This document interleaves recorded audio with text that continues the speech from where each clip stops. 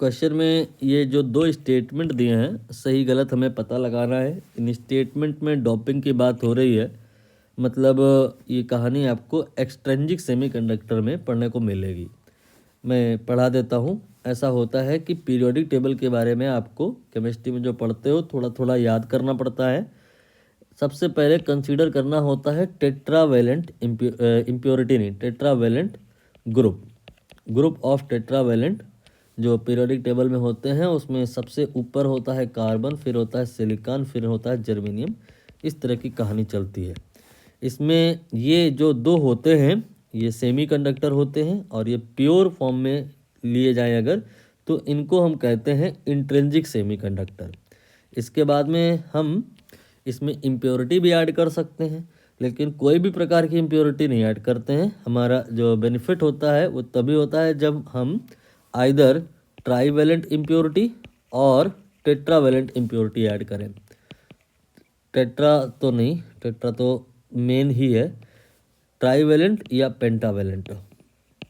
अगर हम trivalent impurity add करते हैं, लाइक जैसे कि बोरान होता है, फिर उसके नीचे शायद एल्युमिनियम होता है, एंड पेंटावेलेंट में जैसे कि नाइट्रोजन होता है, फास्फोरस होता है, आर्सेनिक होता है। तो जब आप इनमें टेट्रावेलेंट ग्रुप के मेंबर में ट्राईवेलेंट इम्प्योरिटी ऐड करते हैं तो जो बनता है उसे हम एक्सट्रिंसिक सेमीकंडक्टर कहते हैं। और वो दो टाइप का होता है, एक होता है पी टाइप और एक होता है एन टाइप। तो पी टाइप कैसे बनता है? जब हम इंट्रिंसिक में यानी प्योर फॉर्म में ट्राईवेलेंट ऐड करते हैं, और अगर हम पेंटावेलेंट इनमें ऐड कर दें तो जो बनता है वो होता है N type. N type extrinsic semiconductor इसे कहते क्यों है? कहते इसलिए हैं कि नाम से ही समझ में आ रहा है कि पेंटावेलेंट है, मतलब इसमें ना 5 इलेक्ट्रॉन है, और इधर इसमें क्या है 4 इलेक्ट्रॉन है, इसमें 5 इलेक्ट्रॉन है। तो जब इन दोनों का मिक्सचर प्रिपेयर होगा तो एक इलेक्ट्रॉन जो है इसमें एक्स्ट्रा है तो वो फ्री हो जाएगा। तो एक एटम से एक इलेक्ट्रॉन फ्री हो जाएगा। आप जब इम्प्योरिटी ऐड करोगे तो चाहे जरा सी ही क्यों ना करो, लेकिन नंबर ऑफ एटम तो बहुत सारे होंगे, तो उतनी number of electron by default आसानी से फ्री हो जाएंगे।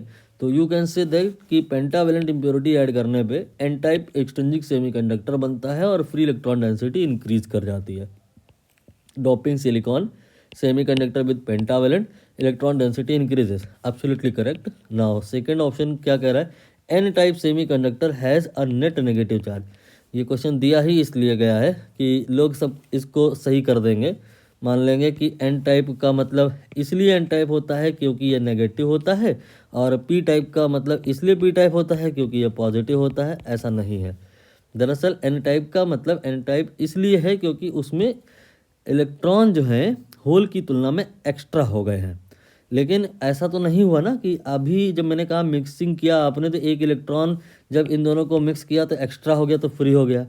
वो इलेक्ट्रॉन फ्री हुआ तो जहाँ से भी फ्री हुआ, मान लो आप फास्फोरस का कोई एक आइटम लिए, उसको सिलिकॉन से कंबाइन किए, तो एक इलेक्ट्रॉन आपने फ्री कर दिया, तो जो रह गया वो positive ion of the phosphorus रह गया, वो कहीं गया थोड़े ना है, वो तो वहीं है ना, सिचुएशन में अवेलेबल है।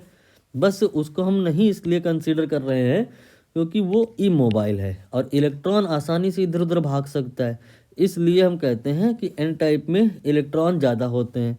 लेकिन इलेक्ट्रॉन ज़्यादा होल की तुलना में होते हैं, लेकिन ऐसा नहीं है कि ओवरऑल ये न्यूट्रल नहीं है, ये न्यूट्रल है। ये जहाँ से भी निकला है उसका जो रिमेनिंग पार्ट है वो पिक्चर में है, बस वो साइलेंट हो गया बिकॉज ऑफ इमोबिलिटी।